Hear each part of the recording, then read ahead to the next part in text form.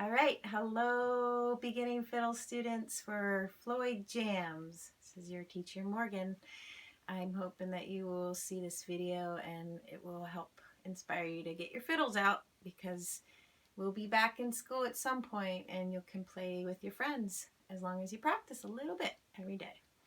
So I've been trying to think what's the biggest need right now since we can't see each other. And I'm thinking that there might be a couple tuning things. If your fiddles are out of tune, it's hard to want to practice.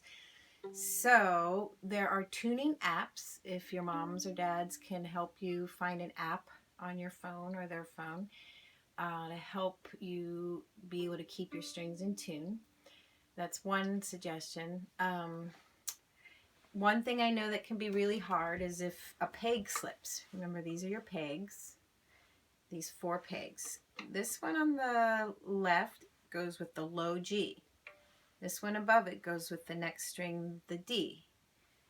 This one on the right is top right is the A string, and then this one on the bottom right is the E string.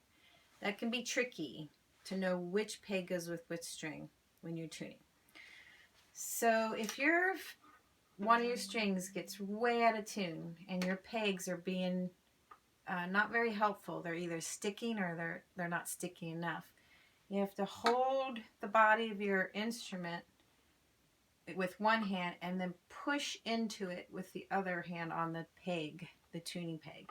It is kind of like a pressure, a slight pressure. Don't be afraid that you're going to hurt your fiddle. It has to kind of push in. The peg has to push in hard in order for it to stay. The only main concern is to never accidentally drop your fiddle. That's when it's really going to get hurt. So just make sure you, whatever you're doing, practicing or tuning, always make sure you've kind of got one hand on the body. Okay?